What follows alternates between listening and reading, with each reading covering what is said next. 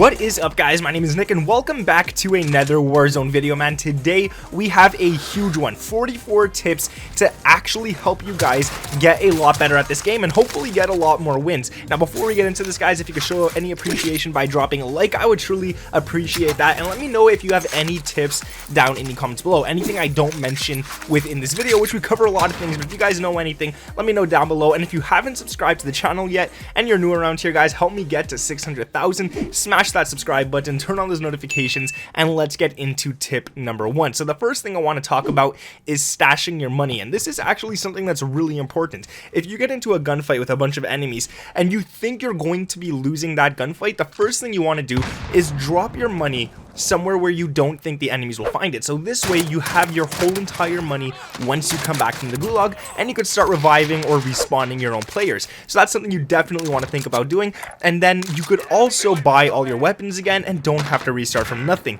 Going down to tip number two, if you and your entire team are in the gulag together, you could actually all drop your money in there as well, and not a lot of people know about that. And you could give all your money to the player that you think is going to win the gulag, the best player. So this way, once he does win the gulag, and let's say all of you die in the gulag, he could start respawning you guys with the money that he has. So in the gulag, you could still drop money. Down to number three, man, you guys gotta start using stun grenades. Stun grenades are super helpful. Now most people use amped in their perk 3 spots so they can switch weapons faster and reload their rocket launchers faster and stuff like that. So what you should be doing is throwing stun grenades at them. Since they have nothing to counter it, they can't move, they're stuck in the same spot, and you'll be able to get a bunch of kills. Speaking of up close gunfights and stuff like that, the AKIMBO 357 pistols got nerfed, but they're still really damn good. So guys, trust me, there's something that you still want to use. They're still overpowered. Up close, they're probably the best weapon to use in the entire game,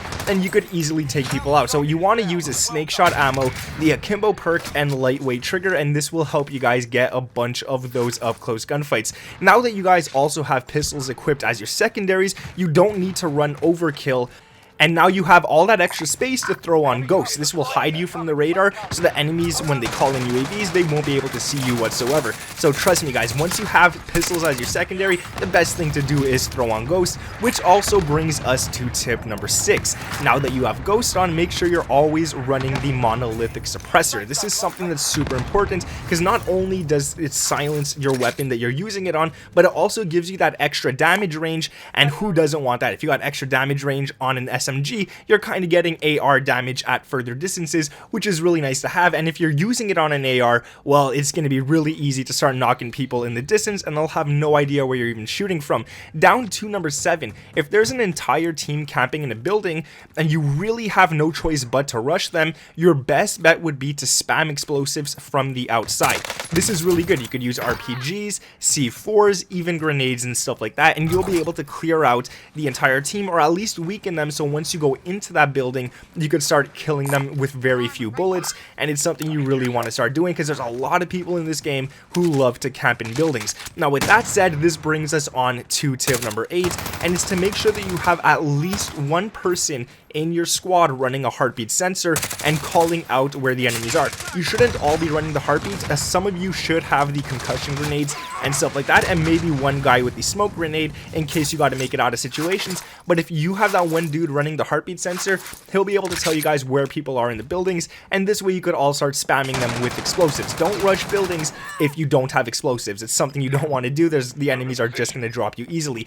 Going to number 9, you want to have guns on your loadout that have a clear iron sight, and I'm talking about guns like the MP7, the GRA 5.56, the M4A1, the M13, even the Kilo has clean iron sights, and this way you don't have to waste an attachment on a sight. You don't have to lose any ADS speed throwing a sight onto your class, and you could start using it for more important attachments that will help you actually kill people at further ranges and all that kind of stuff. I still use sights sometimes, but that's because, well, I'm a little dumb, guys, so yeah.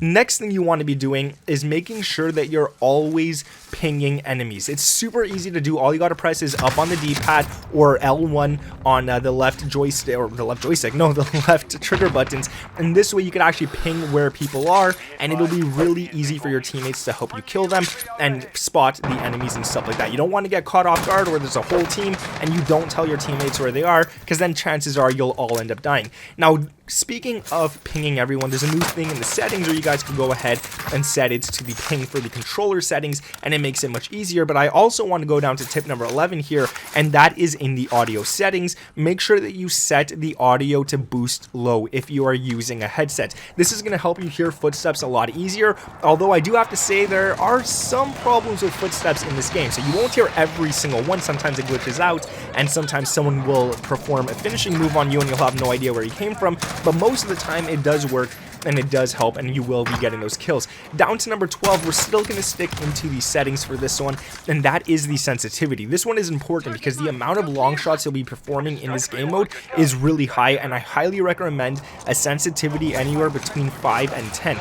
This way you could still turn on enemies pretty quickly, but you will not be losing control at those greater distances, and you also want to lower your high zoom level to anywhere between 85 and 93. This way, once you are actually aiming down sights, your gun isn't going to be going crazy and you're going to be able to kill people nice and easily. Now let's talk again about camping in buildings. If you're camping in a building, never ever break a building window. Never do it. Anyone with a thermal sight will not be able to see you behind that window, which is really great. But not only that, once enemies do see you behind a window and they start shooting at you through that said window, the bullets won't do as much damage if the window isn't broken, and it's because the window ends up acting like a wall, taking most of the damage from those bullets, so that you guys could actually start healing up, planning an escape route, or planning on how to kill those enemies before they could get you. Down to number 14, if you're getting overrun by enemies in the building, make sure to make a lot of noise in that room, break a window, and pretend that you ran away. This way they're going to go chase you, and you're going to kill them all from the back while staying in that room. Another thing that is super important is self-revive. Once you have a self-revive, you want to make sure to revive yourself 90 to 95% of the way and let your teammate finish the rest. This way you get to keep your self-revive, and all your teammate has to do is literally hold square for 2 seconds, and it's really good. You also save $4,500 on buying another self-revive, so that's something you might want to look into. Now, speaking of self-revive, make sure to finish everyone when you knock them. Unless it's a teammate nearby, one of his teammates nearby, and he's shooting at you, you don't want to completely kill the guy, because then you're going to waste time and probably get shot at. But what you should be doing is completely eliminating enemies once you do it, so they don't self-revive and come back after you. Now, another thing in the settings is you want to make sure you're using a square minimap. It covers a lot more ground, but it also is really good because you could use the compass and the square minimap together. If there's enemies near you, you'll see them on that square minimap because you'll be covering more ground, but you should also be using the compass to spot which direction enemies are in. The furthest they could be is 250 meters. Any further than that, they just don't show up on the radar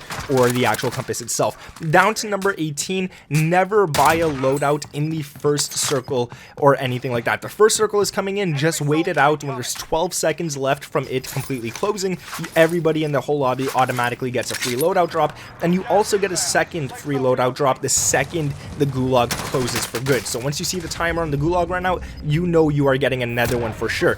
You also want to make sure that you're using weapons that have barely any recoil whatsoever, so that you don't miss weapons, so you don't miss any bullets. The three I strongly recommend is the M4A1, the GRA, and for up close you definitely want to use that MP7. These are great. You shouldn't be missing as many shots as you would, let's say, if you were using the Kilo or anything like that. You definitely want to use those. Now, if you need to run around faster around the map but only have heavy weapons, hold a kill streak like the cluster strike, for example, in your hands, and it's going to act as if you're holding a knife, and you're going to be able to run really fast. So if you have an M4A1 and a rocket launcher but you want to run faster, make sure to hold a cluster strike or something like that, at least in your hands. It's going to give you the fastest possible speed. Now, if you come back from the gulag and you find a loadout drop but don't have any ammo whatsoever, make sure to pick up an SMG class that has a pistol on it. This pistol, you definitely want to have the perk fully loaded. This way you get all of your pistol ammo, but because the pistol and SMG ammo is the same,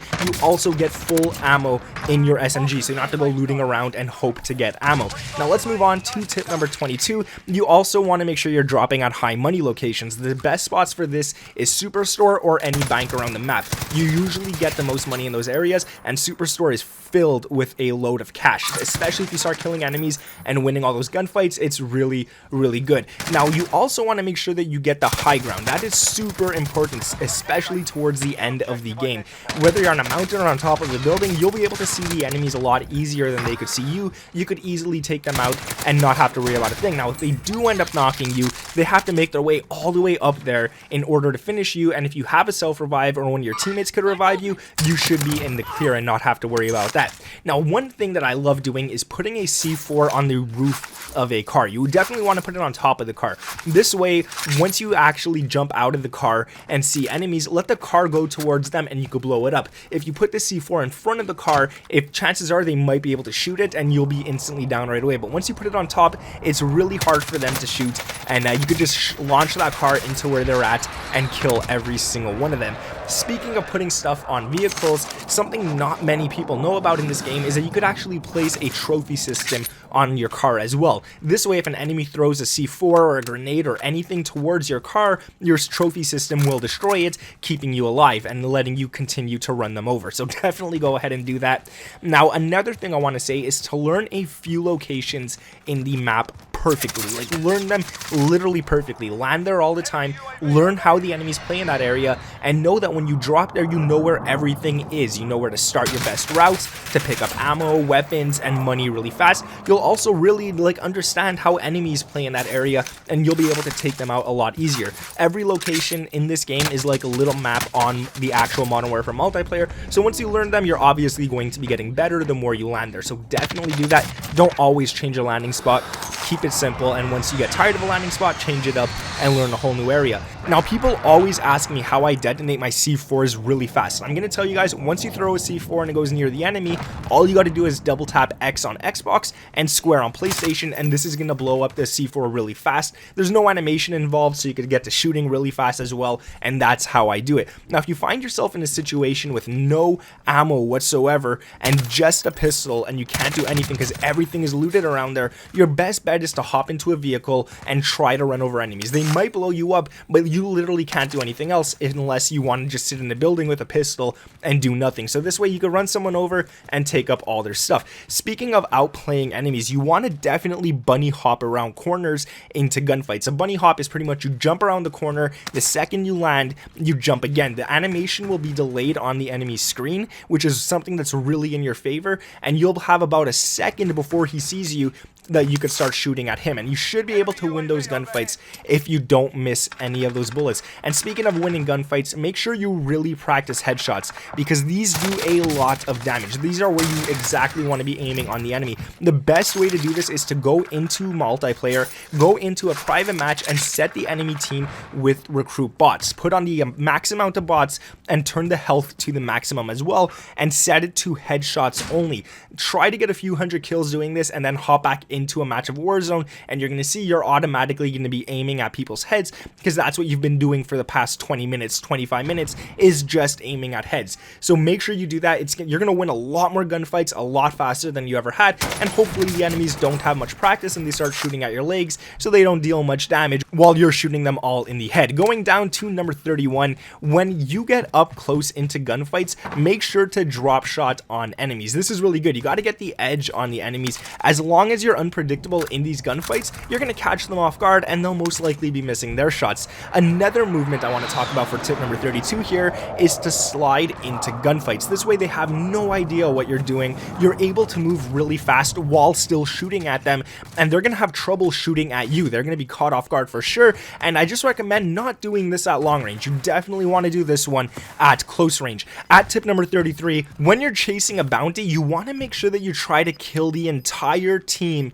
before going after the bounty. This way you're not going to be caught off guard, the enemies won't be behind you, and a lot of people use the bounty as bait. Most people try to get the bounty first, and then they get shot at from the back, from the side, up top, anywhere. Leave the bounty for last and go for those guys where you know they're going to be camping and waiting for you. This way your backs aren't exposed and you're not getting shot at from different directions. Then your whole entire team could go after the bounty, and it should be pretty easy to end it. Now, like I've said many times before, before, you also always want to be hugging the circle, sticking towards the edge of the circle so that you could catch people trying to run away from it or trying to camp near it, or anyone towards the center of the circle as well. You should have an easier time killing them. You also only have 1 or 2 directions where the enemies could actually be, and that's in front of you or on the sides of you, and you should be very good with this. That means that barely anyone will be shooting you from the back. You don't have to worry about your back. It's not exposed. The whole storm is there, and you only have to focus about in front of you, which is something you definitely want to do. Down to tip number 35, always have someone on your team